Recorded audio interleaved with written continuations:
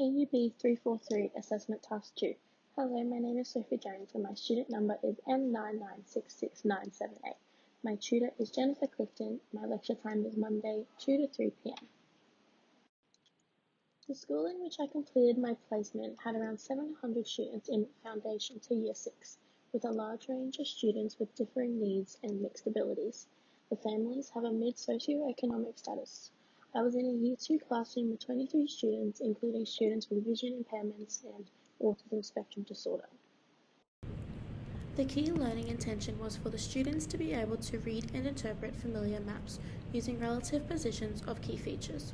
The curriculum link for the unit was location and transformation, interpret simple maps of familiar locations and identify the relative positions of key features.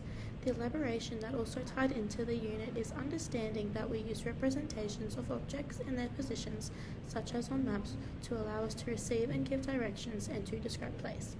For the students to be able to do this, they needed some core mapping knowledge and understanding, which would be to understand some key directional language, along with using objects and their positions to give these accurate directions.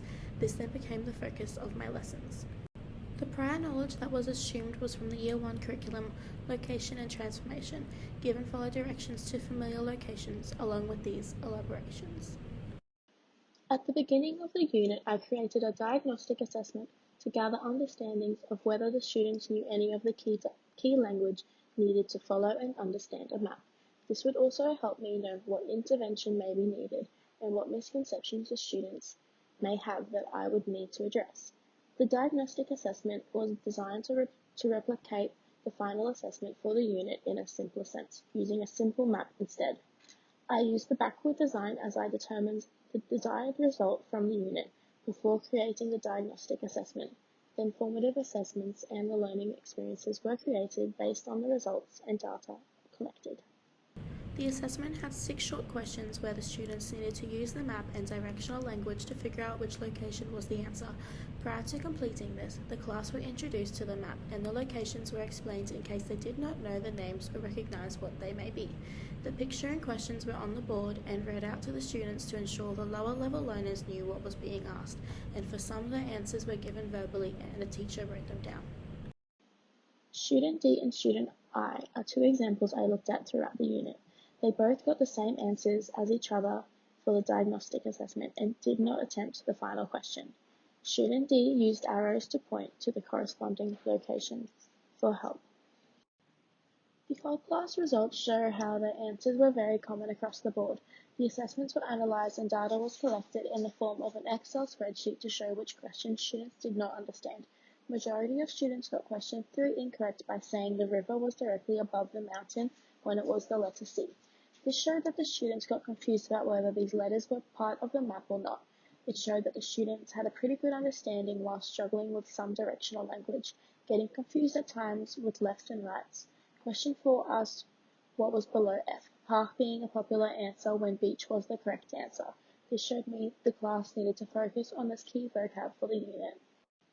The introduction to the first learning experience included introducing and defining key vocab for the topic. We went through the vocab and stood up, and I would give instructions such as point to your right, point above you, and ask students who was behind or in front of them to check for understanding. This worked well as peers helped them, and if they were unsure, they would copy their peer and gradually remembered the meaning. The learning experiences centered around a sheet with tape to create a grid with some objects and toys placed around it. The students were sat at the edges and became familiar with it. Firstly, I showed the students what we were doing by placing myself at the front and gave myself directions to reach a specific object. The students then had turns to give or follow directions. This helped them visualize how directions work and see their mistake when they led a peer to the wrong place. I then introduced some different forms of purposeful formative assessment, majority as worksheets, where the students would feel comfortable to attempt them. It was ongoing throughout the unit to check for understanding and their developing knowledge. I used each one to adjust and change upcoming experiences and lessons to suit the students' needs. I marked their assessments as we went and gave verbal feedback. They were given opportunities to try again and succeed. The students completed worksheets as a form of formal formative assessment to gather their understandings after focusing more on vocab and positioning of objects in relation to each other. to gather their understanding of the previous lesson and to see if they could create descriptions on where the objects were.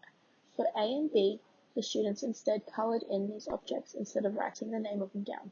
The results made sense, but the results of student D and student I made sense, but they would need more descriptions to be more specific. For learning experience 2, we focused on looking at a quick clear path. Using the sheet map again, I added X's of different colours onto the map and asked students what object is closest to each other. Some students had a thorough understanding immediately, while others couldn't grasp it in the 2D format. We then did the same activity where we stood around the map and students had turns finding which was the closest by walking to them. I placed magnetic letters where the X's were. We then counted together as we walked to show how many squares away they were, this helping their understanding.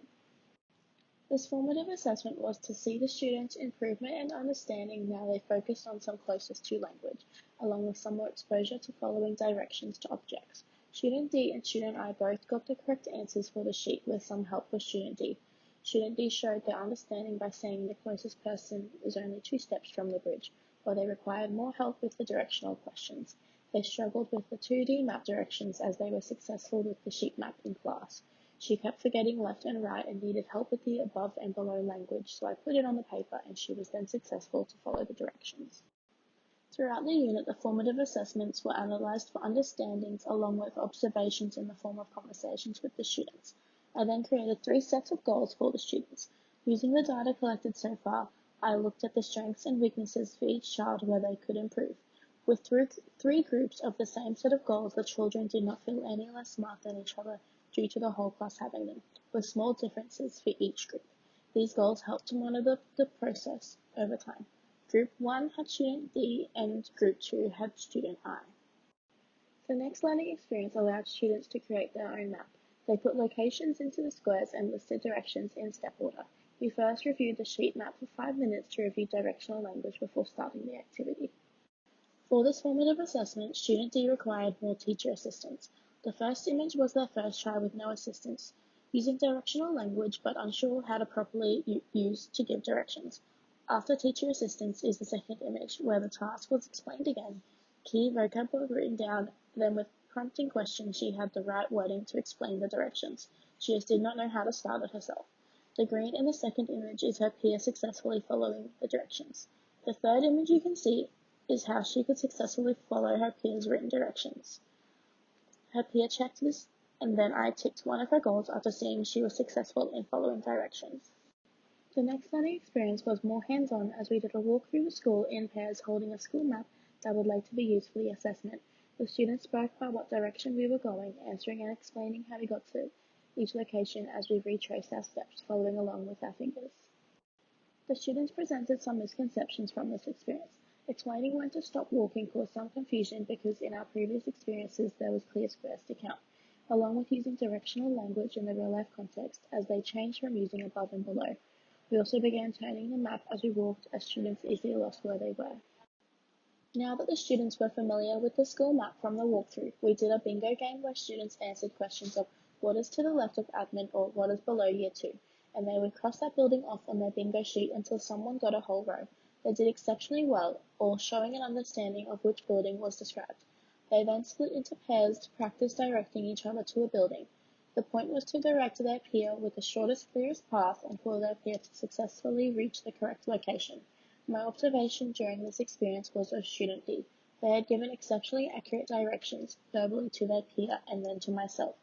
Through this form of informal formative assessment, I could see her improvement and confidence as she was successfully giving and following directions. She did not show any signs of struggling.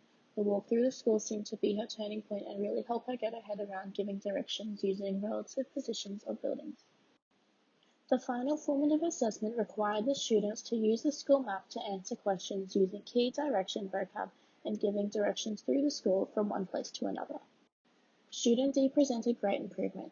They were on the lower end of the class and their final results showed their understanding had grown significantly. Question 7 made some sense but was not exactly the directions needed. Student I also showed great improvement and you can see the difference with their clear, precise directions here. The whole class's final formative assessment results showed great improvement across the board. Every student got questions 1 to 6 correct, presenting an understanding of directional language and being able to find which location was being described. Questions 7 to 8 were longer answer questions.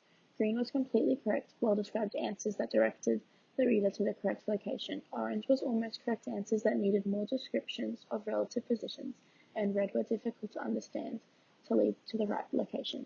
Overall an improvement, as every student achieved a B or A grade for the unit. The improvements I would like to make for my next professional experience would be to incorporate the use of ICTs within my students' work for the unit, as it was all paper-based and hands-on experiences, and that is what it lacked. I would also like to incorporate more cultures into my experiences. Perhaps with mapping I could have done so and linked to the cultures of the land. I could have also expanded on the map creation with their interest by the students making their houses or favourite places. Here are my references. Thank you for listening.